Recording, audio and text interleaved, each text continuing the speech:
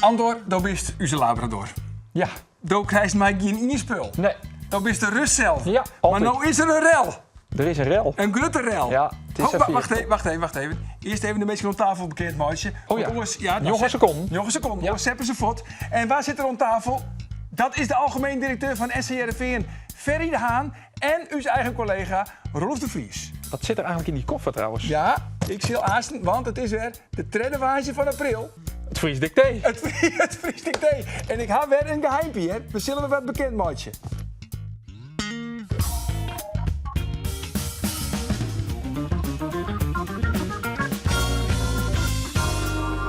Cambuur verleer kansleers in de Euroborg en in de play-offs wel definitief uit de holle zetten. En Heerenveen kwam dit weekend net in actie. En de supporters die zitten te wachten, nog altijd op witte reek. Want wanneer maakt het Ferry de Haan nou de nieuwe trainer bekend?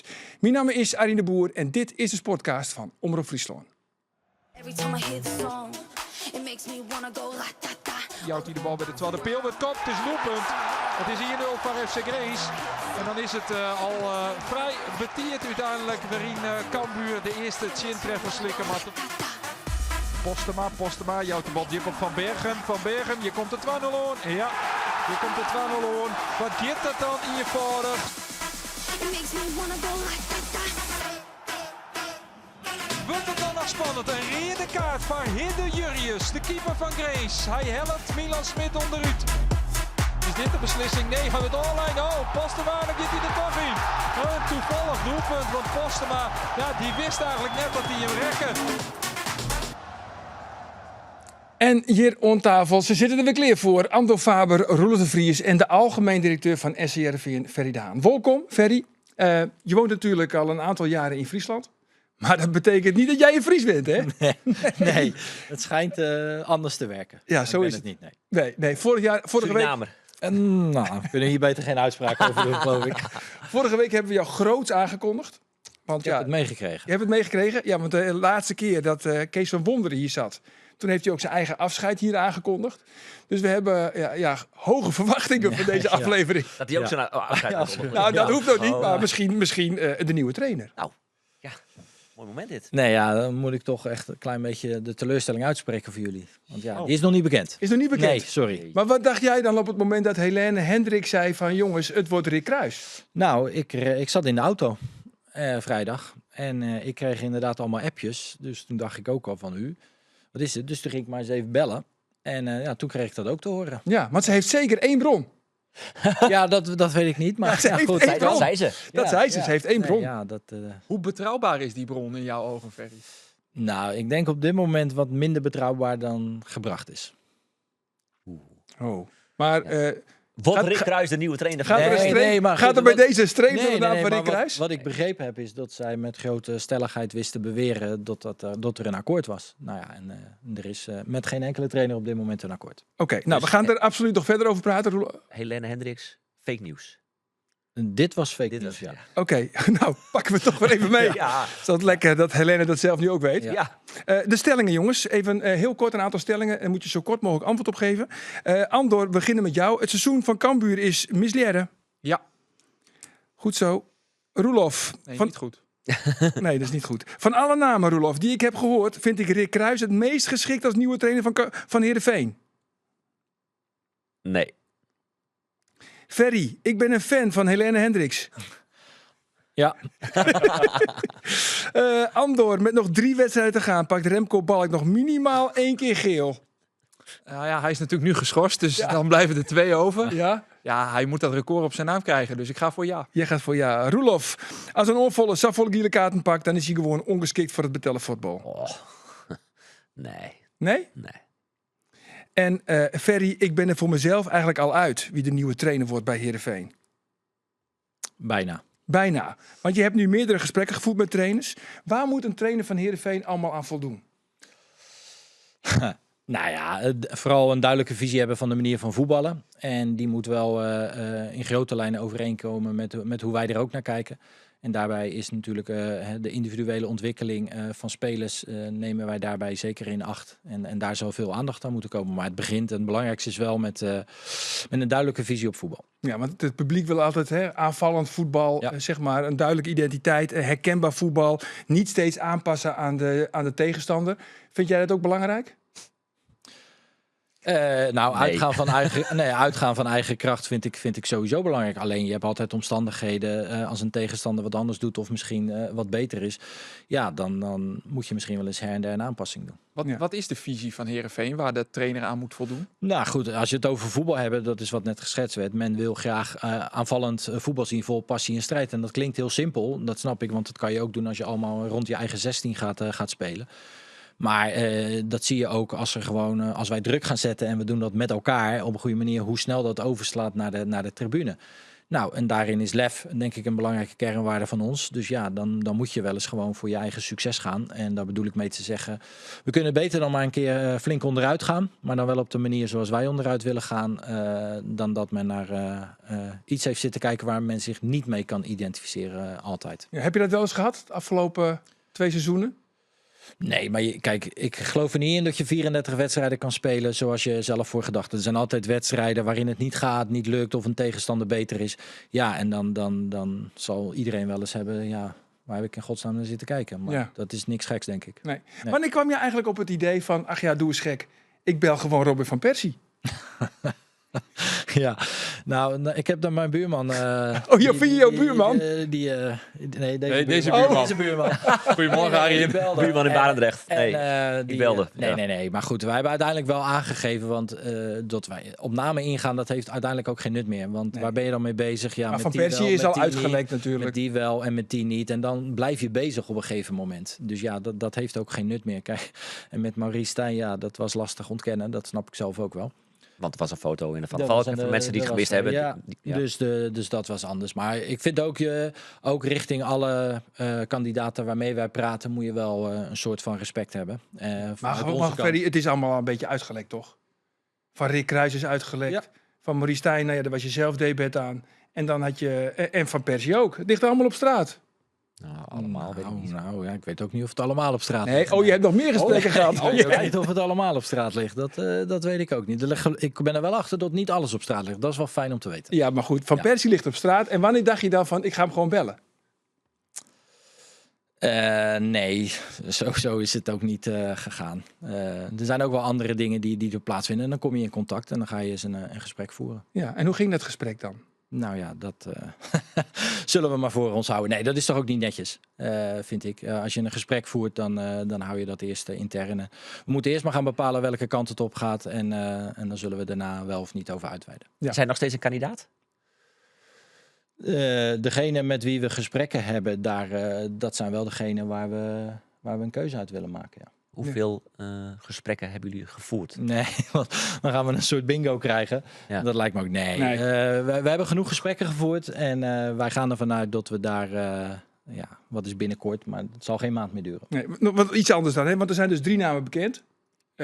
Nou, ik hoef ze niet nog een keer te herhalen. Maar wat is dan de gemeenschappelijke deler eigenlijk? Want het lijken eigenlijk 3 willekeurige namen. Ja, nou ja, dat heb ik ook begrepen. Alleen volgens mij, als je niet met iemand praat, dan weet je ook niet wat diegene in zijn mars heeft of wat zijn filosofie is. Dus je zal toch met mensen moeten gaan praten om te weten hoe diegene er naar kijkt en wat zijn manier op voetbal is en zijn visie op voetbal is. En dat Van Persie is dat nog redelijk onbekend. Maar Maurice Stijn weten we toch wel hoe die voetbalt? Ja, maar volgens mij heeft hij buiten Ajax, maar ik weet niet of dat zijn schuld is, overal resultaat geboekt, toch? Zeker. Ja, dus. En dat zijn de afwegingen die je met z'n allen gaat maken. Dus kijk, het is niet zo, dat is één ding. Het is een breder plaatje. Alleen je moet met mensen in gesprek gaan om te weten wat hun visie op voetbal is.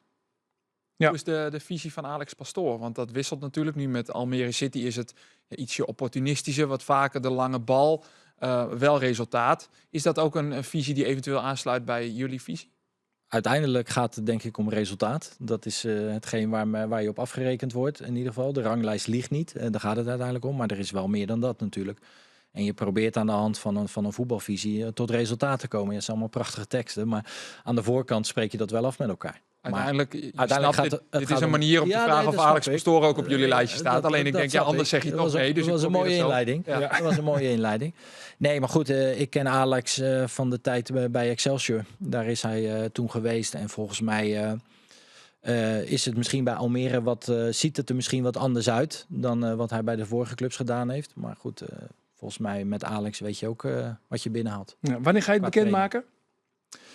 Nou, ik En zal nou er- niet zeggen van het zal geen maanden meer Nee, duren. nee, ja, maar ik ga er ook geen datum op plakken. Maar een week. Voor het einde van de competitie? Ja, daar ga ik wel vanuit, ja. Ja. Maar niet voor het einde van deze uitzending. Nee, Dat nee, niet. nee, dat Nee. is een ding wat zeker is. Dat is een ding wat Ja. zeker is. Wij gaan het even hebben over Cambuur. Want Cambuur verleerde dit weekend van de FC Grains. Dat wie een vrij kansloos verhaal, hè, Andor? Ja, Eh, en ik hier een verrassing. En geen verrassing. En we hoeven het echt net meer over de play-offs te hebben. Nee, dat is... Roelof Soes is Zoen nog nog kennen, maar... Maar misschien ook wel net. ja, Ik wel net. Grutte komen ze... Nou ja, dat bad en meer 4 punten achter op het achtste plak. En het programma nog, in Dordrecht, Roda JC, topploegen uit de KKD, Helmond Sport ook nog. Dat besef is er echt bij de spelers en bij de trainer? Bij de trainer wel, bij de spelers. Nou ja, ik denk het ook wel, maar dat spreken ze nog net uit. Maar de verniemst wel binnen de club dat er al naar volgend seizoen sjoen wordt. Waar verneemt dat dan? Nou, on Henk de Jong, die het al dwande is, maar volgend seizoen. Je verneemt al iets van berusting bij Henk de Jong. Dat is net iets van Oranje Weekend, dat is al iets van de Oranje Weekend. En Hij weet echt nou of het realisme predikt dat Cambuur gewoon net goed genoeg is voor de play-offs. nee, precies. Ja, en nou ja, nou weer al je blessures, Oranje Sneunkamer. Ik weet 3 spelers bij die het net spelen koerden. Ja. Het- Van het Mullen, wie- Smant, Narti, Brei, nou de blessure van Leon Bergsma. Ja, en hier is Anello nog, Wormgoor, Kaskili, Schaapman. Silla is er nog bij kwam. Silla is er nog bij kwam. Dat is de vraag. Milan Smit hier wat lest van zien holle Oranje Sneun. Dus ja, het wordt een veredeld Cambuur onder 21 wat we in actie zien Silla, denk ik. Dus ja, dat maakt het in die zin het ook net realistisch om nog gewoon de play-offs te denken. Nee, zullen we even jaren naar Henk de Jong? Goed idee. We gaan jeugd en dan geven we het hem aan. Hè. En we moeten toch voetbal. Ik kan er net voor wij in. Hè. We gaan nog 3 prachtige wedstrijden. Hè. We moeten zien dat we nog wat punten pakken. En alles was nou nog mij pikt, ja, dat maak je dan maar broeken richting volgend jaar. Ja, maar dat denk ik steeds al. Alle minuten die jonge gastenmeidje, die we meidje. Ja, daar willen we hier beter van het hier erop. En dan moet gewoon een aantal jongens bijhalen. Maar een stuk routine, die weten hoe het voetbal werkt. Nou, en dan hebben we hier profijt van. Maar nou is het gewoon hartstikke vervelend. Er is gewoon geen kloten aan. Hij vindt er niks van. Nee. Nee. En dat snap ik ook wel. Nee, precies. Het is trouwens natuurlijk voor Cambuur wel en voor de directie wel noffelijk dat Henk de Jong de trainer is. Want elke orentrainer die hier natuurlijk gigantisch onder druk stond. En dat wie de pleuris uitbrutsen niet houdt met dit soort resultaten. Ja, wat vind jij ervan, Ferry, eigenlijk? Ik had dit niet verwacht. Zeker toen Henk het overnam, zat er echt wel een goede swing in. En ik had zeker verwacht dat dat door zou zetten. Ja, ze hebben 10 wedstrijden lang hebben ze het ongeveer Ja. kunnen volhouden. Ja. En daarna zit echt gigantisch de Ja. klad erin. Ja, dat vond ik wel opvallend, ja. Ja. Ja. En Henk mag gewoon blijven zitten, hè? Maar terecht. Terecht. Ja, vind ik wel. Want? Nou, volgens mij wat Henk allemaal voor Cambuur doet en gedaan heeft, denk ik met zo'n staat van dienst, dan moet je ook in mindere tijden gesteund zijn. Ja, ja. En weer een gele kaart voor Remco Balk. Ja, Nummer 13. nummer 13. Evenaring van het record. Ja, Hoeveel dus- gele kaarten heb jij in je carrière gehaald? Maar niet zoveel in één seizoen in ieder geval. Nee. Maar wel in je hele carrière toch wel 13? Ja, dat wel. Dat wel. Dat wel. Maar dit is opvallend inderdaad, ja. Ja, UEFA Cup finale, hè? Kijk, ja, een ja, kaartje ja, gepakt. ja, ja. Ja, dat was een mooie. Collor, toch? Jantje Koller. Jantje Jantje Koller, Koller. even een... Jantje zelf heeft het ook nog vaak over. Ja, ja, zeker. Zeker. Nee, maar zou jij zo'n aanvaller in je selectie willen hebben die... Nee, ik zal het anders vragen. Wat zou jij doen als jij een aanvaller hebt in de selectie van Heerenveen die 13 gele kaarten pakt?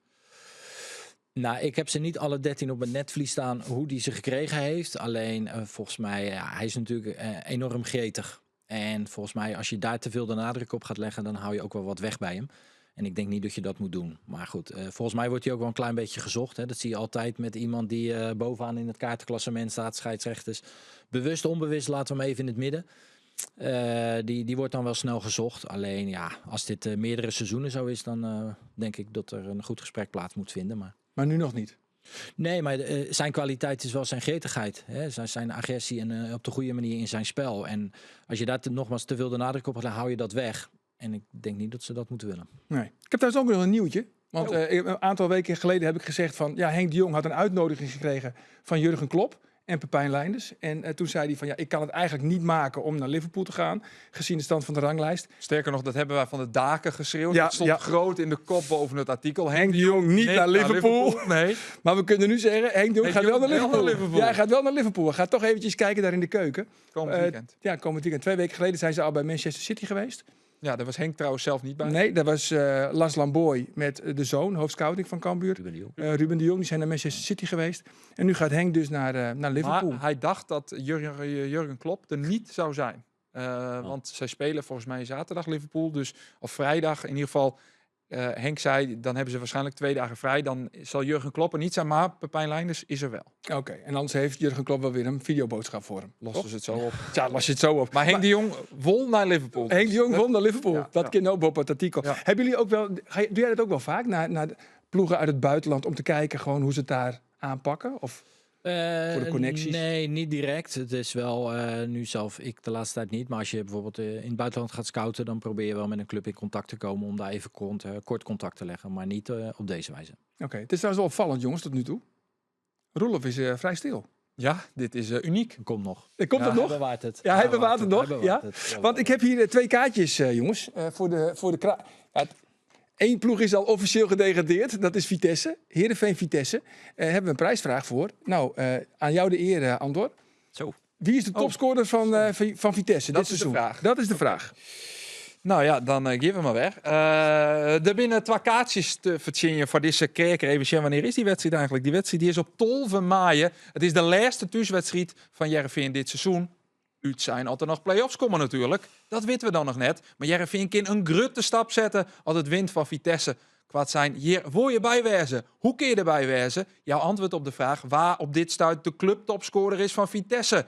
Het binnen 2 trouwens. En we willen alle 2 graag weten. Ja, 1 is ook wel genoeg. Nee, 2. Het is altijd zo makkelijk al die vraag. Je antwoord, nou ben ik er helemaal vanaf. Kun je mailen naar sport@omroepfriesland.nl. Zet het adres erbij. Oors kunnen we de kaartjes net opsturen. En vergeet je telefoonnummer erbij te zetten. Want daarin. Die bellen toch Die net. bellen toch Nee, net. volgende keer iets korter. Ja, maar ja. Mand. Ja, ik Mand. mag toch even Ja. Dit duurde lang, hoor, Ja, toch? ja, Dit duurde ja, wel de lang. urgentie van de wedstrijd, Del zijn. Maar Geert Fortuyn dan ietsje harder houdt. Ja, zo is het. Ferry, jij bent de algemeen directeur en je hebt ook technische zaken in je portefeuille. Ja. Dat is even niet anders. Hoe lang Ehm, nog? Snel mogelijk. Ja, nee, goed. Waarschijnlijk gaan we die kant op. Nee, ik denk dat het goed is voor alles en iedereen dat er uiteindelijk weer een scheiding gaat komen. Tussen algemeen en technisch. Dus daar zijn we voorzichtig aan het kijken. Op dit moment hebben we buiten de hoofdtrainer heel veel andere posities nog in te vullen. Een hoop zijn er gelukkig al ingevuld. Maar het is wel belangrijk dat er voor de langere termijn gewoon wel een technisch manager gaat komen. Ja, maar voorlopig doe jij het dus. Ja. Nou, laten we even het elftal van volgend seizoen. Er zijn ontzettend veel vragen binnengekomen. Dus ik weet niet, hebben we genoeg aan een uur? Nee, jawel toch? Hoef ik ze niet te stellen. Hoef jij? Nee, doe nog lekker rustig. Rustig. Ja. Jongens, even per linie. De doelmannen, die liggen vast, hè? Ja. Mickey van der Hart en Andries Noppert. Het lijkt logisch om afscheid te nemen van Jan Bekkema en dan Klaverboer door te schuiven. Nou, ik weet niet of het logisch is om die conclusie te trekken. Klaverboer, gaan jullie kijken om te verhuren? Nou, nee, hoeft niet speciaal. Wat er aangegeven wordt, we moeten goed naar de positie van Bernd kijken. Het is nog steeds een hele talentvolle keeper die gewoon het juiste podium moet krijgen. 19, 18? Nee. En dus een hele goede keeper met zeker potentie. En daar moeten we zuinig op zijn. Dus daar geldt voor. We moeten zijn positie binnen de ploeg even goed helder definiëren. Ook juist richting hem. En Jan hoeft wat ons betreft niet weg. Heeft je al het goede nieuws al gekregen? Deels, ja. Deels. Ja. Oké, Ja. maar dat kunnen we dus nu bevestigen. Ja. Hebben we Jan, toch een je nieuwtje? blijft. Ja, We hebben een ja. nieuwtje hoor. Bekkema! De blonde Buffon! De blonde Ferry. Buffon. Ja. Dankjewel. Yes. Achterin heb je met Sam Kersten eigenlijk al een vervanger aangetrokken voor Sven van Beek. Want die gaat zo goed als zeker weg. Nee, Sven van Beek. nee dat kan. Dat kan. Maar dat is niet zo goed als zeker, nee. Klopt het wel dat hij een gelimiteerde transfersom in zijn contract heeft staan? Dat hij voor een redelijk bescheiden bedrag weg mag? Naar bepaalde orde, ja. Ja. Valt Japan ook onder die orde? Over de inhoud zullen we het maar niet gaan hebben. Maar nee, daar is wel iets voor opgenomen. Ja, precies. Want hij staat open voor een buitenlands avontuur. En volgens mij was er ook al lichte interesse vanuit Japan deze winter. Ja, die is nooit verder gekomen. In ieder geval niet bij mij. Maar dat moet blijken. Ja, Het is niet zo dat een zekerheidje is. oké. Dan Keulen blijft. Bogniewicz blijft. En dan gaan we naar Denzel Hall. het probleemkind. Want die zit al weken niet bij de selectie. Komt natuurlijk niet meer goed. Het is een ongelofelijke mispeer van 5 ton. Daar zou je ook mee in je maag zitten. Nou, in ieder geval niet voor dat bedrag. Dat is duidelijk. Oké. Dus dat is het sowieso niet. Corrigeer me maar. Hoeveel is het dan? Nee, ook dat. Hoeveel zei je? dat niet. 5 ton. Nee, was iets Nee. maar niet veel. Ik denk de helft ongeveer. Nee. Maar goed, daar hoeven we het niet over te hebben. Nee, maar goed, met Denzel, daar komen natuurlijk genoeg geluiden naar buiten. Het is, uiteindelijk is er aangegeven dat ze met een ploeg willen werken waar ook een beroep op gedaan wordt tot het einde van de competitie. En daarin is de keuze niet op Denzel gevallen. En dat is de reden waarom Denzel buiten de selectie zit. Ja. Een nieuwe trainer kan wel weer een beroep op hem doen. Maar Ja, dat zou kunnen. Alleen dat zou natuurlijk ook krom zijn. En daarover zijn we heus wel in gesprek. Maar de belangrijkste is, men wilde gewoon werken met een groep waar we verwachten in de laatste serie wedstrijden een beroep op te doen. En dat is het verhaal. Ja, maar zijn contract loopt nog 3 jaar door. Ja. Ga je hem proberen te verkopen? Als daar natuurlijk mogelijkheden toe zijn, dan zullen we daar serieus naar kijken. Maar Oké. dat is normaal, lijkt me. Ja. Dan het middenveld. Haaien gaat weg. Tahiri gaat weg. Oh, je vergeet Hussein Ali. Hussein Ali. Hoe Gaat kan hij- ik het vergeten? Hussein Ali heeft sowieso nog 1 jaar. Maar hij speelt natuurlijk bij Irak. Heeft Azië Cup achter zijn naam staan. Dus als daar wat voorbij komt met zijn lopende contract, dan zullen we daar ook serieus naar kijken. Is Oké. er al wat? Nee, nog geen Irakese internet? Nee, voor niemand. Dat is wel leuk om nu alvast- die regio op te gaan in deze tijd. Ja. Nou, Kijk, daarom zit Roelof Ja, erbij. ja, Hè, voor ja, dit ja, soort ja, opmerkingen. ja. Luc Brouwers blijft. Ja. Simon Olsen. ga ik ook vanuit. Ga je ook vanuit. Ja. Behalve als er de hoofdprijs wordt betaald natuurlijk. Ja. Dan wil je graag Levi Smans toevoegen aan je selectie. Vinden wij zeker interessant, ja. Waarom vind je hem zo interessant? Nou, het is jongens altijd, zoals zo mooi het in de box te vinden. Van de tegenstander, enorme drijf en dynamiek. Kan een goal maken vanuit die positie. Heeft heel veel potentie, denken wij nog. Dus dat zou een optie zeker kunnen zijn voor ons, ja. Ja, hij is een aanvallende middenvelder. Ja. Hè? Dus dat zou dan bijvoorbeeld kunnen met Olsen als de controleur en dan met Brouwers de lopende man en hij de aanvallende Ja, man? maar goed, dit soort dingen zeg ik altijd. Kijk, wij zijn er dus met scouting voor een selectie. En de desbetreffende trainer die moet er een elftal van maken. En natuurlijk kijk je wel naar een bepaalde compositie. Dus ja, ik zal niet zeggen hij moet daar en hij moet daar. Dat is aan de staf op dit moment. Kun je een speler halen zonder dat de trainer al benoemd is? Natuurlijk, Nou, dat het hebben kan, we met maar Sam Kersten ook gedaan. Ja. Dus Ja. dat kan. Kijk, je kan niet blijven wachten op een gegeven moment. Dat lijkt me duidelijk. En zeker niet in het geval van Sam, jongens met een aflopende verbintenis, transfervrij. Die waarvan wij denken dat die bij onze club passen. Niet alleen als persoon, maar juist ook qua speelwijze daarbij. Dus ja, daar kan je ook wel voor in trainen. Maar zodra je bekend bent met een trainer, ja, dan lijkt me logisch dat hij daar volledig in meegenomen wordt. Ja, even iets opvallends, want je zei van je kan niet blijven wachten. Maar wie wacht er nu op wie? Moeten jullie wachten op de trainers dan, voordat ze uitsluitsel gaan geven? Zijn jullie er al uit? Nee, dat is scherp, maar zo is het ook niet. Nee. Zo is het niet. Eigenlijk wachten de trainers gewoon op jullie, toch? Nee, we zitten misschien op elkaar een beetje te wachten. Dat kan ook Waar is wel. het wachten op dan? Ja, dat is een goede vraag. Nee. Waarom? Als je eruit bent, ben je eruit, toch? Ja, maar goed, dan moeten er ook nog wel andere dingen gaan gebeuren. En het Zoals woonruimte. auto of niet? Nee, Auto. nee. Leren bekleding. Je zit met elkaar en wij als club moeten uiteindelijk zeggen van dit is de trainer waar wij mee in onderhandeling willen gaan. En dat moment zal er snel aankomen. Ja, precies. Want de trainer, ja, of is hij nog ergens in functie? Dat is alleen Van Persie natuurlijk, want die anderen zijn... Maurice Stijn, die is vrij. Nee, maar Ruijs is transfervrij. ja, maar die zit toch ook nog bij een club? Ja, maar die is toch klaar? Die heeft toch aangegeven dat hij aan het eind van dit seizoen weggaat? Oh, zo. Nee, maar dat is het niet. Het is meer als je definitief een keuze voor een trainer gemaakt hebt, dat je die dan meeneemt in het aantrekken van spelers. Ja. Waarom heb je Sipke Hulshoff eigenlijk niet gebeld? Sander van der Heijden heeft hier een heel pleidooi gehouden voor Sipke Hulshoff. Ja, maar volgens mij ligt hij nog wel even vast. En, Alles is te kopen, hè? Ja, maar ja, dan moet dat ook kunnen. Dus Is niet te betalen. nee, Sipke is niet te betalen. Oké. Oké. dat is die kan zeggen dat is misschien een aanname, maar hij ligt gewoon nog vast bij Feyenoord. En dus ja, Waarom Dan heb is- je Henk de Jong niet gebeld? nou, volgens mij ligt hij nu bij Cambuur, toch? Ja? Ja. Nee, ja, weet ik niet. Denk Omdat hij niet. een contract heeft, dat is toch geen reden om hem niet te bellen? Nee. Nee, maar ik weet niet of dat de meest voor de hand liggende... en dan doe ik niks aan van de kwaliteiten... want ik vind het echt een vakman wat hij heeft laten zien en wat hij laat zien. Maar, en ik denk ook zeker dat hij goed zou vallen. Zonder enige twijfel, ook al zit hij bij Cambuur. Maar nee, dat is niet waar wij naar kijken. Is Gekeken Fries hebben. zijn, is dat wel een pre voor de trainer van Heerenveen? Ja, maar dat zou een pre zijn. Maar dan limiteer je jezelf ook wel. Volgens mij gaat het nogmaals duidelijk over de visie van werken... en hoe je naar voetbal kijkt. En dan, als Het je... zou wel mooi zijn als je zou zeggen van ja, terwijl je zelf als niet Fries Nee, maar bent. daarom. Nee, maar dat is ook zo. In dat soort zaken moet je natuurlijk wel in eerste instantie naar kwaliteit kijken. En wat wij vinden, dit past bij onze club. Het stoort jou ook wel eens volgens mij. Hè? Dat je, volgens mij krijg je het vaker te horen vanuit sponsoren of van supporters. Dat zeggen, nou ja, er moeten meer Friezen in de bedrijf werken. Het stoort niet. Nee, want ik vind binnen de club werken er meer dan genoeg Friezen. We hebben ook een HIO aangesteld die wat hoofdjeugdopleiding. Fries is.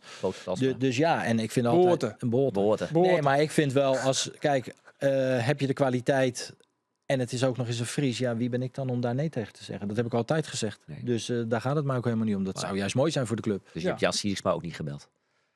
Nee. Dat is ook een Fries. Nee. Daarom. Nou, daar hebben Geert we Arend Roorda, ook een Fries. Alle Friesen even doorgestreept. Ja, het wordt dus geen Fries. Het wordt geen Fries. Kan boven de kop. Nee. Ja. Geen Fries. Maar dan is achter van klaar. Fries is de kleine stap om je lijstje door te zetten. Siep, Friese naam. Van Ottelen. Van Ottelen. Oh, mooi.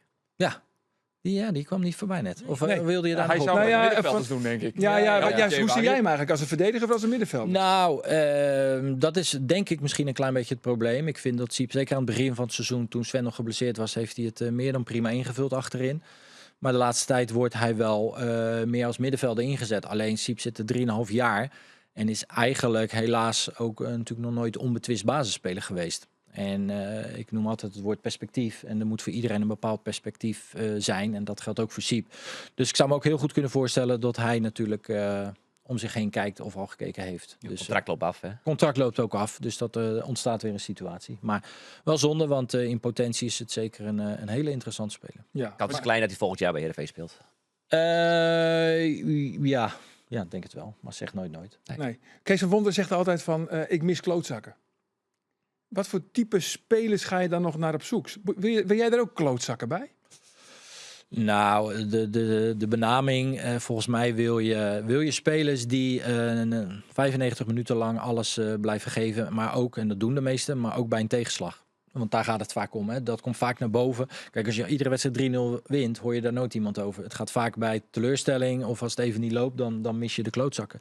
Dus ja, spelers moeten de bereidheid hebben om 95 minuten lang alles te willen en vooral ook kunnen geven. En of dat dan een klootzak is of iemand die op een hele normale manier iemand voor zijn voeten loopt, ja, dat maakt denk ik niet zo uit. Of vind je eigenlijk wel dat Heerenveen wel genoeg klootzakken al in de selectie heeft? Met een Luc Brouwers, Andries Noppert, Sven van Beek. Ja, maar die kunnen dat wel, die zouden dat in kunnen vullen, ja. Maar wat Kees bedoelt is natuurlijk wel dat het breder is, dat je af en toe ook wel eens even een beetje vervelend bent. En dat is niet altijd zo. Nee, het zijn allemaal lieve jongens. Je geeft iemand een schop, ze helpen altijd de tegenstander weer omhoog. Ja, dat vindt Kees niet altijd leuk. Nee. Zou ik ook niet doen trouwens. Nee, niet we altijd. laten liggen. Ja, toch. Dan de lieveling van Roelof. Ringo Meerveld, heb jij het altijd over? Oh, ja. Ja, toch? Van Willem II. Ja, maar dat is een categorie die jullie denk ik niet meer kunnen betalen. Of wel? Nee, dat denk ik dat je gelijk hebt. Ja. Ja. Dan kom je bij Levi Smans. Die kun je dan nog net wel betalen. Nou, Smans heeft ook nog een contract. Ouaissa, heb je misschien ook wel gedacht van, nou, die gaat naar NEC. Dus de top KKD kan Heerenveen eigenlijk al niet meer betalen, denk ik. Nou, een beetje dat vanaf. hangt er vanaf, ja. Oké. We gaan naar de spitsen. Nicolescu loopt nog door. Ja. Blijft. Ja. Van Amersfoort heb je nog achter de hand. Ja. Ik zet hem nu even bij de aanvallers. Maar ja, kan hem ook bij de midden. Zo speelt hij nu. Kan hem ook bij de middenvelders neerzetten. De buitenspelers. Nunnely loopt nog door. Walemark en Loizes, die zijn gehuurd. Die gaan terug, denk ik, naar Feyenoord en naar Nicosia. Zoals het er nu voor staat wel, ja. Ja. En dan heb je nog Karlsbak. Ja. Waarom is het geen goed idee om Karlsbak een keer te verhuren aan een club uit de KKD? Omdat daar niet echt de mogelijkheden voor waren op dit moment. Kijk, aan het begin van het seizoen wilden wij gewoon met Daniel en met Ion aan de slag. Nou, er is een situatie gekomen waarin Pelle de voorkeur kreeg. En dat snapte ik zeker op dat moment daarin. En dan komt de winterperiode, maar toen was Nicolescu geblesseerd. Dus ja, dan is het misschien raadzaam geweest om Karlsbak te verhuren. Maar dan komen we weer bij de financiën uit, want dat is gewoon het verhaal. Kijk, je kan hem verhuren, maar je krijgt nooit terug op dat moment wat je zelf eraan betaalt. En dan moet je ook zelf weer wat gaan doen, want het was ongewis wanneer Niculescu weer terugkwam. Dus het moment om daar echt serieus werk van te maken is er gewoon nog niet geweest. Nee, maar straks misschien wel. Is het misschien wel raadzaam om nu gewoon te zeggen van tegen Daniel, jij moet gewoon minuten maken? En Ja. bij ons, ja, je moet wel, wat je zegt net zelf ook, perspectief. Als Siep van Otlag geen perspectief heeft, Nee. wat is dan het perspectief van Karlsbak? Nee, maar goed, als dat zo blijft inderdaad. En ja, er komt een nieuwe trainer. En wellicht kijkt hij anders naar bepaalde zaken. Dat moet blijken. Maar dit is waar. Dit verdient aandacht. En als het er naar uit gaat zien dat het weer een seizoen wordt waar hij het met invalbeurten moet gaan doen. Dan moeten we naar een goede modus kijken. Ja, Maar maar ga je dan de voorbereidingen afwachten en dan wat Nee, voorbereiden? maar je krijgt natuurlijk wel redelijk snel inzichtelijk welke kant het op kan gaan. Oké. Dus dan moeten we daarna acteren. Dan weet je na 1 of 2 weken, en dan ga je overleg met Rick Ruijs bijvoorbeeld. En dan zeg je van, laten we maar verhuren. Dat gaat dan wel in overleg eigenlijk. Dat is een beetje het doel. Dat is het plan met hem. Dat moet sowieso in overleg gaan, ja, dat klopt. Maar, als dat zo is, dan nogmaals... Dan, Nee, maar je zou nu dat ook het beste zijn. je zou nu ook al kunnen zeggen van, we willen hem gewoon verhuren, hoe dan ook. En we gaan op zoek naar Ja, een maar vervanger. dat zie je vaak bij wie het ook is en waar het ook is. Kijk, als er een nieuwe trainer komt, die wil eerst zelf kijken wat er is in de selectie en daarna pas een oordeel vellen. Zo gaat het natuurlijk vaak. Ja, Als vaak hij is nog dat een zo, maar contract jongens. heeft hierna voor een jaar, dat weet ik niet precies. Nog 2 jaar. Oh, nog 2 jaar. Ja, Ja, nog dan 2 jaar. anders zat je ook nog met de noodzaak Ja. van als je hem verhuurt, Ja. verleng je dan ook? Of, Ja, maar dan moet je heb dat dus doen. Nee, dus Maar dan ook al wie de trainer ook wordt, jongens. Dus je zet toch nooit Karlsbak in de punt? Hoe vaak heb jij hem gezien? ja. Nou, ik heb elke keer als hij invalt, Ja. heeft me nog nooit kunnen overtuigen. Echt. Maar Nee, hij ik heb heeft- ook het nog is- nooit een glimp gezien dat ik dacht van deze jongen, die kan wat. Arjen, je weet toch, hij heeft alle voorwaarden. Ja, oké. Nee, maar Dat heeft hij, ja. hij heeft alle voorwaarden. Hij is snel, Ja. hij is sterk. Ja. Nee, maar goed, we moeten ook open zijn. Hè. Het is niet geworden op dit moment wat we er allemaal nog van verwacht en gehoopt hadden. Ja. En ja, tuurlijk, hij moet spelen uiteindelijk. Hè. Daar wordt iedere speler beter van. Nou, die kansen die er misschien waren, die heeft hij zelf ook niet 100% gegrepen. Dus ja, dan kom je in de situatie dat je de opties die je over tafel gaan serieus moet gaan overwegen straks. Foppe Daan heeft hij wel eens aan tafel gezeten en die heeft wel eens aangeboden, ik wil wel helpen. Ik wil wel met Karlsbak aan de slag. Dat was een open Sibon deed het laatst nog bij Sibon. ESPN. Wilde Ja, het was een Karlsbak open aan de slag. sollicitatie. Sta je daarvoor open? Nou, ik denk dat je het altijd eerst maar even intern moet houden. En daarnaast, stel dat je dat al wil, moet je dat wel goed met een staf overleggen. Dus die zijn leidend en die werken dagdagelijks met de spelers. En het is niet zo dat die bewuste spelers niet willen raken of wat dan ook. Dus dat heeft daar niks mee te maken. Ja, maar zo zijn er wel meer mensen met DNA, Heerenveen DNA, die hebben aangeboden om te helpen. Hè. Gert-Jan Verbeek heeft volgens mij wel eens wat geroepen over de scouting. Jan de Jonge, die wel bij de hoofdjeugdopleiding of bij de jeugdopleiding wat wil gaan doen. Sta je daar open voor om dat soort mensen erbij te betrekken?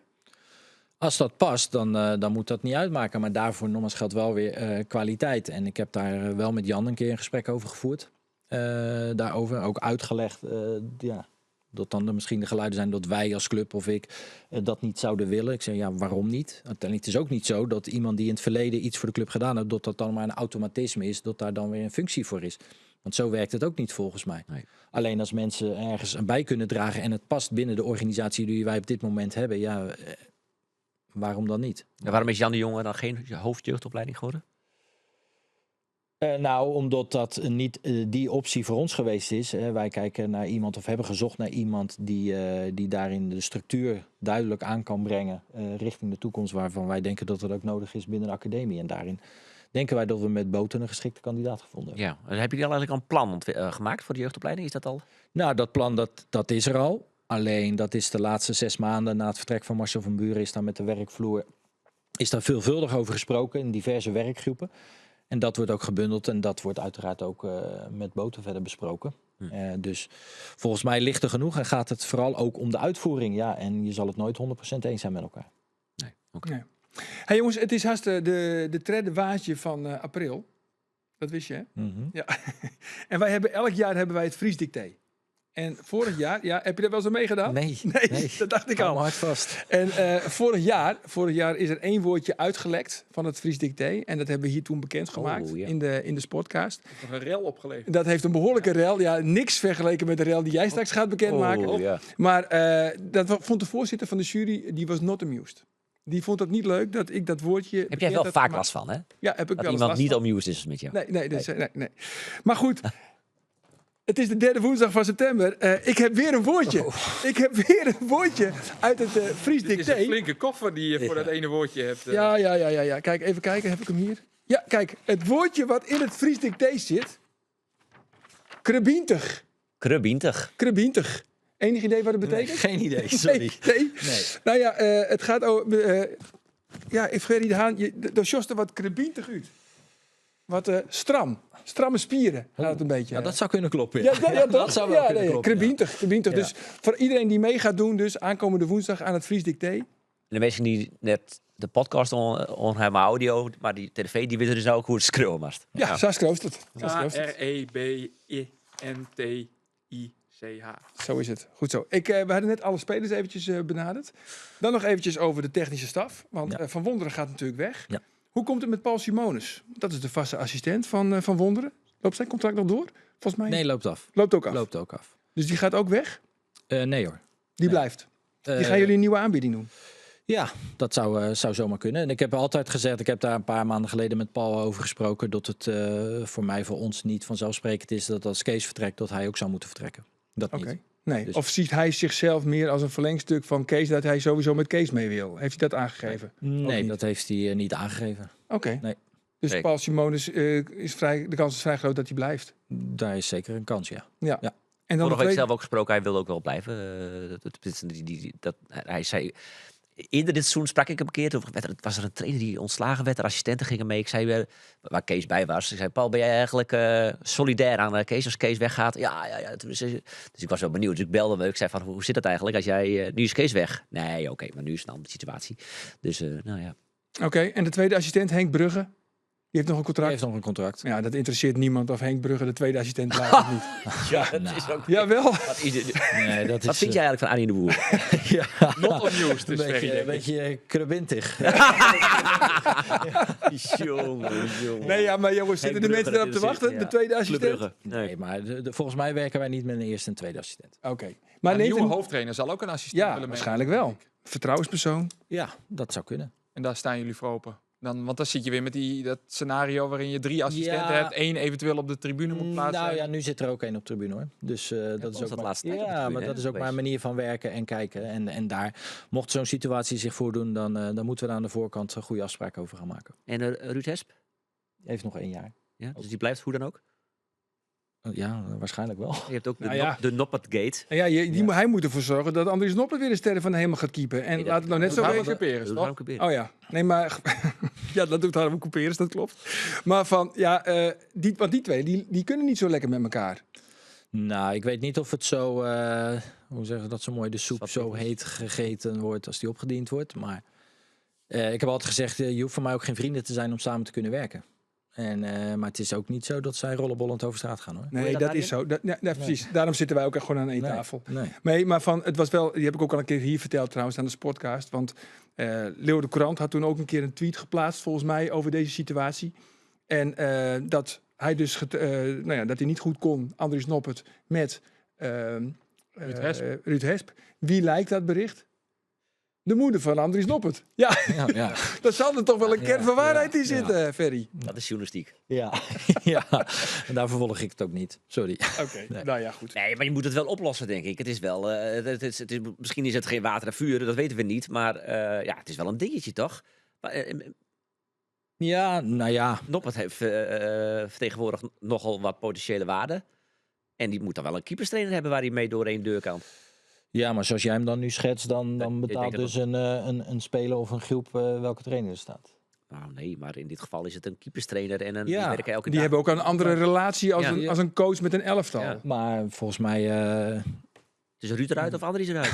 nou, ja, dat is Nee, dus. jouw stelligheid, maar daar denk ik anders over nu. Daar denk je anders over. Ja. Jij denkt nog wel dat ze gewoon nog een jaar gewoon... Oh, nee, als er problemen zijn, dan zal dat inderdaad uitgesproken moeten worden. Maar volgens mij zijn ze ook volwassen genoeg om daar met elkaar over te praten. Dus er wordt straks een extra kost in het jaarverslag. Mediation kosten worden daarin opgenomen. Als dat helpt en het nodig zou zijn, dan moet dat. Maar. Oké. Dan, we zijn eraan toe jongens. De enorme rel in voetballen hoor. Ja. Ja, nou ga er maar even zitten. Ja, haast dat Ferry? mooi kregen. Nee. Nee? Nou goed. Ferry, sorry. Want Andor, Nee. wie is Ja. Andor weer bij de wedstrijd. Greensje in Cambuur. En Aurin woedde zo heel graag de debutant interviewen. Sorry. Wil je dat even in het Nederlands doen? Want? Nou, gewoon. Dan kunnen de supporters uit Groningen ook Ja, meeluisteren. ja. Oké, dan doen we dit in het Nederlands. Ja, Speciaal dat is voor de wel mensen. Ja, het is wel sympathiek. Voor de mensen, want wij zijn tweetalig. Ja. Jij was bij de wedstrijd Groningen tegen Cambuur. Ja, zeker. Jij wil na afloop graag de doelman die inviel. Die komt uit mijn naam, uit Menaldum. Ja. Dirk Baron, die wil Ja. je interviewen. Dat is een jongen die spreekt Fries. Ja. En toen? Toen kwam Dirk Baron bij de Groninger media vandaan. Die kwam bij mij. Dus ik zeg tegen hem, nou Dirk, dan kunnen we nou mooi in het Fries klullen. Kunnen we nou mooi in het Fries een interview doen. Nou, zegt Dirk, dat raad ik af. Dat raad ik af. Oké. Want hij praat je in Fries. Jawel, Hij maar praat wel Fries. dat raad ik af. Nou, ik denk, oké, nou ja, dan wil hij dus blijkbaar niet in het Fries een interview geven. Nou, ik zei oké, maar ik zei dan stel ik de vragen wel in het Fries. Want goed, ja, op Friesland, Door verstist het wel. hij versteert het wel. Fries is voor ons een belangrijk natuurlijk als Omroep Friesland. Dus ik ben de camera aan het instellen en ik wil het interview beginnen. En ik word op mijn schouder getikt door de persvoorlichter van FC Groningen. Richard van Elzakker. Die Even naming en shaming. Ja, naming en shaming. tegen mij, jij hebt gehoord wat Dirk zei. Dus het gaat in het Nederlands. Oh, dat klonk vrij stellig. Dus ik mocht niet in het Fries de vragen stellen. Kijk, dat Dirk Baron liever in het Nederlands antwoord geeft, daar kun je wat van vinden. Dat doet hij, verwacht ik, vanwege de band tussen de Groningse fans en Friesland. Want dat ligt gevoelig. Dat heb ik ook gemerkt. Ik ben ook uitgescholden voor kutvriezen op de perstribune. Dus blijkbaar zit daar iets van rivaliteit. Henk de Jong bijvoorbeeld staat de Leeuwardenkrant ook in principe in het Nederlands te woord. Die wordt in het Nederlands geciteerd. Want? Ook dat heeft te maken met, Leeuwarden, antivries, et cetera. Goed, daar kun je van vinden wat je wilt. Daar vind ik wat van. Daar vind jij wat Ja. van. Nou ja, goed. Dirk Baron die kiest ervoor om dat in het Nederlands te doen. Dat is prima natuurlijk. Alleen, ik vind het opvallend dat ik die vragen dan niet in het Fries mag stellen. En Dat werd jou verboden door Richard van Elzakker. Hebben we nota bene net 18 miljoen gekregen van het Rijk ter bevordering van de Friese taal? Krijgen we Richard van Komt Elzakker? Richard van Elzakker ertussen. Wie denkt Richard al wat hij is? nou ja, en zo was het. En dat heb ik op X, op Twitter gezet. Dat het mij verboden werd om een Fries interview Ja, te en nu doen. komt er hel. Nu komt er hel, want dan komt sociale media, het riool. Ja. Nou ja, in principe de eerste reacties waren vooral wat belachelijk en wat raar van FC Groningen. En waar slaat het op? Vervolgens twitterde een collega notabene van RTV Noord, Murijn Slachter, die twitterde het volgende. Het blijkt wat anders te liggen. Hij reageerde dus, hij citeerde zijn tweet daarover. Dit blijkt anders te liggen. Baron, een geboren getogen Fries, gaf aan liever geen interview in het Fries te willen doen, waarna de verslaggever vroeg of de vragen wel in het Fries konden gesteld worden. Daarop herhaalde de persvoorlichter van FC Groningen slechts wat Baron zei. Maar die suggereert daarmee dat dat de enige waarheid is zoals het gegaan is. Dus die suggereert met die tweet van oké, dit is hoe het gegaan is. En dat wat Andor net uitgebreid uitgelegd heeft, is niet waar. Dus hij kreeg vervolgens een shitlading over zich heen. Eigenlijk vooral met dank aan Richard van Elzakker, want daar is het natuurlijk begonnen. Maar eigenlijk ook door deze foute tweet van nota bene een collega van RTV Noord. Ik had het idee dat hij bij Groningen werkte. Dat dacht ik eerst ook. Ik wist niet dat de hij, collega was van RTV Noord. dat maar hij later, Groningen verdedigt en het besluit van Elzakker. Maar het is maar goed dat Groningen dan promoveert. Dan hoef je daar niet meer heen. Nou ja, dan kijk, moet je Geert bij. die wil niet naar Jong Ajax. Ik denk, ik wil nog wel naar de Euroborg, want ik vind het een mooie club, mooi stadion, leuke sfeer. Maar ik denk niet dat ik daar nog welkom ben. Nee. En volgend jaar als jij naar Emmen moet uit de strijd, dan ga je niet via Groningen. Dan ga ik niet via Groningen, ga ik via Assen. Ja. Ga je via dat is toch Assen. verkeerschaos daar. Ja, dat is toch verkeerd gegaan. Maar Maar ja, het is goed, wel- ja, ach, ja. Nee, maar dat maakt wel maar mee, hè, Ferry? Ja. Het is wat, hè? Ja. Paniek om niks. Het is paniek om niks, hè? Nou. Ja, Oh, sorry. Nee. Nee. Ho. Jij vindt het klein bier. Nee, maar vanuit de gedachte die hier gezet wordt, denk ik ja. Zou jij het overwegen om tegen een van je spelers te zeggen, Andries Noppert. doe dit interview maar even niet in het Engels of in het Fries of in het weet ik veel wat voor taal. Maakt niet uit wat voor taal. Zou je een bepaalde situatie kunnen bedenken om dat niet te doen? Nee, als ik het even naar ons relateer op dit moment niet. Nee. Nee. Zou ik even geen reden zien op dit moment. Maar goed. Ja. Misschien dat de gevoeligheid tussen Groningen en Friesland wat meer is. Maar, Maar, ik zie het even niet vanuit Heerenveen. moet je daar dan aan voldoen? Nee, Nee, toch? niet altijd, nee. Maar dat zou nou ja, Gronings is dan geen rijkstaal, maar zou een speler die bij Heerenveen speelt, komt uit Groningen en die wordt door RTV Noord in het Gronings geïnterviewd. Zou jij dan zeggen, nou, vanwege de gevoeligheid met het achterband, ik weet niet of dat de reden is geweest, maar zou ik dat niet willen? Ik denk het niet. Nee, Nee, ik denk het niet. het slaat nog gewoon nergens op. En Nee. ik wil wel zeggen, het is klein bier, maar dat is het natuurlijk niet. Uiteindelijk, als je het gewoon analyseert en wegstreept, dan is het eigenlijk gewoon discrimineren. Dus je kunt niet tegen een Oh, de speler... discriminatiekaart wordt even Ja, getrokken. natuurlijk. Omdat, ik heb de definitie ervan nog even opgezocht. Het is Ja, gewoon een graag. onderscheid maken In ras. in klassen of in andere talen. Nou ja, daar is hier gewoon sprake van. Je moet dat gewoon niet doen. Dat is gewoon belachelijk. Je voelt je gediscrimineerd. Nee, Door Richard van Elzakker. ik voel me totaal niet gedisciplineerd. Nee, maar jij kunt het wel weglachen, maar het is gewoon te triest voor woorden dat zoiets gebeurt. Oké, jongens, we hebben er en lang als je genoeg daar- over gesproken. En als je er dan Wat zelf ook nogmaals, niks over zegt, dan... Als Dirk Baron zelf in het Nederlands ons te woord wil Ja, dat is staan, geen weet je, prima. Ja. Respecteren wij, hebben geen moeite mee. Maar waarom mag een perschef bepalen in wat voor taal wij de vragen moeten stellen? Dat is toch volledig krankzinnig. En misschien had ik ook inderdaad afgelopen zaterdag wel een middelvinger moeten maken en wel dat interview in het Fries moeten beginnen. Ja, had ik misschien moeten doen, heb ik niet gedaan. Richard van Elzakker is trouwens ooit perschef bij Cambuur geweest, hè? Nou, dan ben ik blij dat ik in die tijd niet bij Cambuur Ja, dat klopt wel. kwam. Klopt wel. Jongens, veel te lang over deze kwestie. Want afgelopen begon er week... zelf over. Dat klopt. Maar ik kap hem ook weer af. Ik was afgelopen week bij Cambuur bij de presentatie van Lars Lamboy.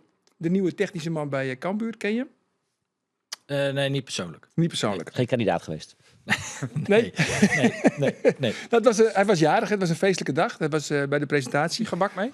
Had geen gebak mee. Oeh, minpunt. Nee, puntje. nou, Ging je één toch punt. 0-1 achter, hè? Ja. Ja, 1-0 achter. Maar hij krijgt het nog druk, denk ik.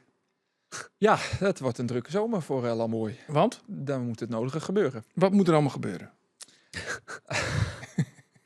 Zullen we weer in het Fries? Oh ja, we kunnen dit Fries. Ja. Daar moet een heel overtol om spelers komen. Cambuur wil de biers tot de selectie halen. Dat erop natuurlijk al weekend. Daarbij helpt het bijvoorbeeld net dat een Leon Bersma nou, na het om ons lid, zwier blessure is. Ja, wat heeft hij krijgt? Hij verdraaide zijn knibbel. Ja, de laatste berichten binnen dat het een ernstige blessure is. Ernstig. Ernstig. Dus dat zou betekenen dat hij de begin van volgend seizoen misschien ook wel missen had. Hij rint de eerste week rint hij aardig krabintig. Nou ja, bijvoorbeeld, ja. Dan zou dat inhouden dat je hem dus in de simmer eigenlijk net echt goed verkeerpje kennen of voortwan willen. Wat Cambuur eigenlijk wel wil, want hij jet bij de spelers maar een goed salaris. Maar ja, een Van der Water met een oplossing voor software. Milan Smit wil Cambuur eigenlijk verkeerpje, want zodra Milan Smit verkocht wordt, dan krijgt de club wat meer financiële armslag. Dat is altijd als een mooie... Ja, bij je Cambuur denken ze echt om een bedrag van 6-0. Is dat realistisch, Ferry? Jij hebt technische zaken in je portefeuille. Een bedrag van rond €1 miljoen voor Milan Smit. Hij is jong. Ja. 17 doelpunten. 18, in de Kunnen KKD. jullie die nog wel betalen? Het is geen top KKD namelijk. Nee, nou ja, ik weet niet hoe lang heeft hij nog een contract? Durf ik je niet te zeggen. Nee. In ieder geval nog Langer. minimaal een Dus jaar. ja, maar goed, de bedragen nemen toe. Dus ja, zeker iemand die goals maakt en heel makkelijk goals maakt. Snap ik het wel. Ja? Dat zou jij dan... Wie vind je interessanter, Uldrikes of Smit? Nou, dan moet je verder kijken en dan zou het Smit zijn, ja. Ja? Maar Uldrikes is transfervrij. Ja, nee, maar goed, als je kijkt naar ontwikkelpotentie, dan zal dat Smit zijn. En Smit is interessanter, ja. Ja, als je verder kijkt wel, ja. Ja. Dan alleen morgen. Maar als je verder kijkt en heel veel wedstrijden bekijkt van Cambuur en van Milan Smit, dan vind ik het opmerkelijk als er een club komt die een bedrag met 6-0 op tafel. Ja, toch? Milan Smit inderdaad, neusje voor de goal, daar kun je niks van zeggen. Hoe hij ook elke penalty binnenschiet, niets dan lof. Maar als je naar zijn spel kijkt, ja, dan zou het mij wel verbazen als hij zoveel moet opbrengen. Ja. Wie wel grappig, ik wie dus bij Lars Lamboy en ik vreeg ek, nou Lars, we willen graag een reportage van die match, maar dan willen we ook graag dat je onder het werk bent. Ja, wat doet een technisch manager? Bellen. Dus ik zei van, ik heb wel wat shots nodig, dat is toch ontbellen bent. Maar toen zei Lars Lamboy, ja, dat vind ik altijd zo ongemakkelijk. Ja. En dan moet ik bellen en dan moet ik zogenaamd bellen. Dus ik zei, nou weet je wat, dan bel ik gewoon die eigen vrouw. Maar, dus hij belt gewoon bij zijn eigen vrouw, hè. Dus wij hier op een afstandje stien bij. Maar die beelden, dat is aan zijn die komen best wel vaak voorbij. Ja. Hè, bij de als het er Lars Lamboy gaat, dan komen weer die beelden voorbij. Maar dan weten we dus nog, hij belt niet met Manchester City. Ja. Hij belt niet met een nice. Hij belt dus gewoon bij zijn eigen vrouw. Van schat, hoe laat moet ik thuiskomen? Wat eten we? Nou ja, goed. Maar haast de vraag stelt? Wat hij nou verdient? Nee, heb ik net vregen. Nee. Oh. Nou ja, wat zal hij verdienen? Nee? Meer dan 3400 euro. Hoofdscouting, wat verdient een hoofdscouting? Dat was die bij RKC, ja. Ja, wat verdiende die daar? Ja, dat weet ik echt niet. Zal ik het zeggen? Ja. 3500 bruto. Oké. Nou, Dat pak je daar rij jij zelf niet voor, daar pak jij de auto niet voor, Ferry. Nee. Goed zo. was een arbitragezaak, hè? vandaag. Dan is het een liefhebber. Dat is zeker belangrijk. belangrijk. Dat is zeker. Ja hoor. Het is een liefhebber. Las Lamboy is een liefhebber. Ja, nee, maar Is dat ook iets voor boven het artikel?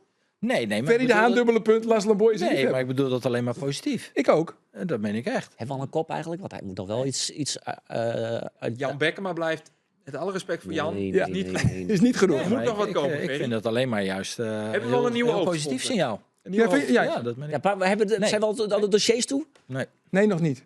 die komen zo. Ja, de Maar ik ben dossiers even of de de hoofd... vraag kwijt. Waar zijn we nu gebleven ook alweer? We gaan nu de We dossiers hebben even nu langs, de hoor. pet van technisch directeur Ja, kan die af. gaan af, goed En zo. Oké. we zetten die van algemeen op. Ja. Ja, oké. De hoofdsponsor. Ja. Is er al een hoofdsponsor? Nee. Nee? Nee, Zijn er warme contacten? dat wel. Maar ook nog niet dat wij daar in de laatste fase zitten. Nee. En is het dan ook de bedoeling dat die, zeg maar, die nieuwe hoofdsponsor hetzelfde bedrag op tafel gaan leggen als Nutria? Nee, wij mikken wel hoger. Maar het waren minimaal 1 miljoen. Ja, daar in die richting zijn we wel aan het denken. Ja, Ja. Dus het was 700. ja nou goed, ook daar. Maar dan zeggen iedereen, sorry, het was nog ongeveer 700. En die bedragen gaan we niet noemen, want dat is nogmaals niet chic. Maar ja, wij vinden wel dat we stappen moeten maken als club zijn en ook op dat vlak. Ja, maar voordat als Nutria op het shirt kwam te staan, het heeft best wel lang geduurd. Ja, Hoe het lang- is ook geen makkelijk dossier. Nee, dat snap, En dat snap zijn ik. ook, En je hebt er nogal een paar, hè? En het zijn ook serieuze bedragen. Maar is Dus- het realistisch om meer te verlangen? Want toen Aus Nutria op het shirt kwam, dat is intussen denk ik 2,5 jaar geleden. Ja, het is niet zo dat Heerenveen echt stappen vooruit heeft gezet. Als je naar de ranglijst kijkt. Is het dan realistisch om meer geld te verlangen van een hoofdsponsor, terwijl de prestaties eigenlijk minder zijn geworden de afgelopen jaren? Nou, ik weet niet of de prestaties sportief gezien minder zijn geworden als je de laatste 7, 8 jaar kijkt. Zeg ik heel eerlijk. Maar volgens mij gaat het niet alleen daarom. Volgens mij gaat het er ook om wat je als club wil bieden. En wat je kan bieden als club. En dat is tegenwoordig natuurlijk wel anders dan dat je zegt, nou, je mag op het shirt staan en je krijgt even een paar minuten boarding. Dus wij zullen als club ook meer moeten gaan bieden en aan gaan bieden. En als wij ons willen vergelijken met de clubs een beetje om ons heen, en dat hebben we wel gedaan. En je zal het nooit 1 op 1 kunnen en moeten vergelijken. Dan denk ik dat een verhoging reëel is. Kijk, en FC Groningen pakt met Orange Orange Gas Gas. 1, Fries bedrijf. pakt 1,3 miljoen. Ik weet het bedrag niet meer precies, maar echt wel gigantisch meer dan Heerenveen nou kregen bij Noos Nutria. Dus daar was ik leak van ja, sportief gaat het natuurlijk de laatste 7, 8 jaar wel iets minder. Maar ja, Nee, maar goed, het ging over Aus Nutria, wanneer die binnengekomen zijn. En als je die periode vergelijkt ja zo. Ja. qua sportieve prestaties, weet Ja. ik niet. Nee, maar je zei net van, hè, het is wel meer dan alleen boarding en op het shirt. Wat kan je dan nog meer bieden, zeg maar, aan zo'n bedrijf, als ze met jullie in zee gaan? Wordt er natuurlijk ook van iedere onderneming, dus ook van een betaald voetbalorganisatie, wel de verantwoordelijkheid in de maatschappij gevraagd. En ook daar kan je natuurlijk gezamenlijk in optrekken en daar een bijdrage aan gaan leveren. Nou, en hoe dat zo mooi heet, alle social media kanalen, het aantal volgers, hè, als je content wil maken, het bedrijf en de onderneming activeren daarbij. Dat is gewoon heel belangrijk tegenwoordig. En daar zullen we ook in bij moeten dragen. En dan kunnen wij denk ik genoeg bieden. Ja. Wat is eigenlijk leuker, technisch beleid of het algemene beleid? Nou ja, bij het algemene valt natuurlijk ook technisch onder. Alleen dan heb je natuurlijk wel het verschil van de directe aansturing of de indirecte. Dus bij algemeen ben je overal bij betrokken. En dat is denk ik uiteindelijk het leukste. Waarom vind- heeft het eigenlijk zo lang geduurd dat jullie tot inzicht zijn gekomen dat er toch wel weer een technisch manager / directeur bij moet? Nou, ik weet niet of dat heel lang geduurd heeft voordat we er zelf achter Heel gekomen lang. zijn. Maar volgens mij hebben we toen de bewuste keuze gemaakt na het vertrek van Kees om deze situatie aan te gaan kijken en hoe dat zou gaan lopen. En volgens mij waren we er intern in ieder geval al redelijk snel achter. En dat is niet na 3 weken. Maar we hebben ook gezegd, we nemen er wel de tijd voor. Dat we intern wel tegen elkaar gezegd hebben, als we naar de verdere toekomst van de club kijken, moet daar gewoon weer een gezond onderscheid komen. Want in eerste instantie dacht je natuurlijk van, als we geen nieuwe technische man nemen, dan hebben we de eerste 5 ton bespaard. Maar kan ik tekenen? Maar ja, maak er 4 Dit is van. geen Lars Lamboy achter Ja, maar hij pakt al 5 ton minder dan Kees Rozenmond, dus dat scheelt ook al. Nee, maar ja, goed, je kan ook zeggen van, ja, op een gegeven moment zei jij van, ja, weet je wat, dan doe ik beide functies. Dan nam je de functie, dan, wat heeft Kees Rozenmond dan uitgesproken, zou je kunnen zeggen. Maar goed, nee, maar dat is Dat het hoor je niet. wel veel. Nee, maar dat is het niet, want je probeert ook binnen je eigen organisatie te kijken hoe dingen gaan vallen daarbij. En daar zie je echt wel wat verschuivingen in een goede wijze plaatsvinden. Alleen ja, je moet ook verder kijken. We kijken dan ook wel 4-5 jaar verder. En dan hoort daar gewoon een technisch manager te zijn. Ja. Is Johan Hansma een optie eigenlijk? Of had je die al gevraagd, die vraag? Nee, maar is geen optie. Geen optie? Nee. Johan Hansma niet? Verlengd bij Almere. Verlengd bij Almere. Ja. Jouw blik zegt genoeg. Remco Overzier, hebben jullie die al gesproken? Leeuwardenkamp meldde dat een tijdje geleden. Ja, nee, ik heb Remco 1 keer gebeld. En gewoon, maar niet meer dan dat. Want het was een heel kort gesprek. Dus, Het was een nee. Nee, maar Oh. ik heb hem gewoon gevraagd en hoe hij in de wedstrijd zat. En hij zit prima, dus dan hoeven we ook geen vraag te stellen. Nee. Goed jongens. Hoe het is de volgorde? Eerst trainer, dan technisch manager? Of Nu wel. Dat was hij een tijdje terug niet, maar nu wel. En je roept, want jij wil wel richting de overdenkingen? Richting overdenken. We zitten op een uur, Roelof. Ja, nou moet het toch even geknipt worden. Want er moeten nog een aantal dossiers besproken worden. Hè? Nou, Nou. waarschijnlijk kan het ook wel snel. De huur, je hebt denk ik een half jaar geleden gezegd, er zit goed nieuws aan te komen. Maar dat is er nog altijd niet. Kun je daar iets over zeggen? Kan het boven de kop? Nee, ja, gelukkig zijn die gesprekken er nog steeds. En wij denken dat er gefaseerd een oplossing aan kan komen. Ja, dat klopt. Wat levert dat nou ongeveer op dan? In ieder geval een besparing voor ons. Ja, dat snap ik. Maar Ja. is dat een tonnetje of een paar ton of een miljoen of een paar miljoen? Nou, Hoeveel spelers kan je ervoor kopen? dat moet blijken welke categorie we gaan vissen. Nee, maar goed, het is gefaseerd. Kijk, Het is wel lang. ja, maar dat duurde tevoren ook al. Dus het Ja, is nee, niet weet een ik wel. dossier- Het is niet een dossier wat even Niemand met, heeft het opgelost met hiervoor, 4 maar- gesprekken even opgelost wordt. De gesprekken die we nu voeren met elkaar, ja, dan kom ik weer met het woord constructief, maar daar zit wel een oplossingsgedachte achter. En daar proberen we gezamenlijk en dus in de goede harmonie om echt te kijken, oké, hoe kunnen wij als Sportclub Heerenveen een stuk lastenverlaging krijgen? Misschien een overdracht van een aantal zaken wat ons dus geld gaat schelen uit te geven in ieder geval. En met een verlaging daarbij, en dat is een totaalplaatje. En daarvoor benoem ik ook wel dat het gefaseerd zal zijn. Het zal niet op 1 juli, boom, in één keer is dat hele dossier klaar. Dat zal wel gefaseerd gaan plaatsvinden. Want je hebt nogal wat... Wat zeg je? Wat voor termijn verwacht je dat jullie daarmee naar buiten kunnen komen over wat het ook concreet gaat besparen? Nou, dat is altijd heel gevaarlijk. Wij streven in ieder geval de eerste stap voor het nieuwe seizoen te zetten. Okay. Ja. Ik zoek Jullie hebben nog nogal- even verder naar die, want ik was er stil net, dus ik neem het nu even over. Ja. We zoeken nog eventjes naar die kop ook. Sportpark Scotterwald, is die 10 miljoen, is daar ook iets van binnen? Nee hoor. is Nog niet niks binnen. zelfs? Nee, maar niet daarin. Maar dat gaat op de achtergrond nog steeds verder. Oké. Oké, neem jij nu weer over. Ja, dit was het. Oké. Ja, prima. Ja. Want ja, goed, Roelof heeft natuurlijk wel gelijk. Je hebt wel heel veel op je bordje liggen, hè? Het is maar goed dat we al die mappen die we destijds in Ja. de uitzending toen op tafel hadden, dat we die niet hier... Daar zat ik ook op te wachten, want dat gaf je de vorige keer aan. Ja, Dat die op precies. tafel zouden Maar ja, dat is komen. weer een Maar heel- vandaar dat het ook een grotere tafel is. Nou ja, precies. Ja. En map mediation, Ja. Andries Noppert met Ruud de Hesp. Dat er Die nog is voor bij jullie- die gekomen. is voor jullie rekening. Maar goed, er moet wel... conclusie eigenlijk, dat is, er moet zo snel mogelijk nu eerst een trainer worden gepresenteerd. En daarna komt er een nieuwe technisch directeur. Manager. Het zal manager zijn. Het zal een technisch manager worden. Ja. Oké. Goed. Vorige keer hebben we geconcludeerd dat we hadden zoveel te bespreken met Ferry, dus hij moest snel weer komen. Dat heeft al met al toch nog redelijk lang geduurd. Ik zou er nu toch voor pleiten om, nou laten we zeggen, september alweer een afspraak te maken. Zullen we dat doen? Staat. Ja, toch? Ja hoor. Hartstikke leuk. We zijn wel toe aan de overdenkingen, jongens. Je moet kiezen en we komen er niet op terug. Of in september. Of is het... Ja, doe die maar. Doe die We maar. komen er in Doe die maar. september Ja. op terug. Ja, doe die Voor maar. deze keer maken we een uitzondering. We beginnen met Roelof. Het Fries Dicté of de Sportcast? Ja, oh jeetje, de podcast De natuurlijk. Sportcast, natuurlijk. Dan gaan we eens. naar Andor. Friesk of Nederlands? 100% Fries. Friesk. En de laatste is voor Ferry. Helene Hendricks of Roelof de Vries? Pas op hè. Roelof natuurlijk. Roelof de Vries. Wat een mooi einde. Ja, dat is een mooi einde, jongens. Nou, ik kan maar één ding zeggen. Thank you very much Ja. dat je er was. En, graag gedaan. ja, toch? Very much. Jij hebt hem ook? Ja, Roelof heeft hem ook. Goed zo. Nijwieke, dan ben we er weer. Ik zou zeggen, graag volgend dan. Dag.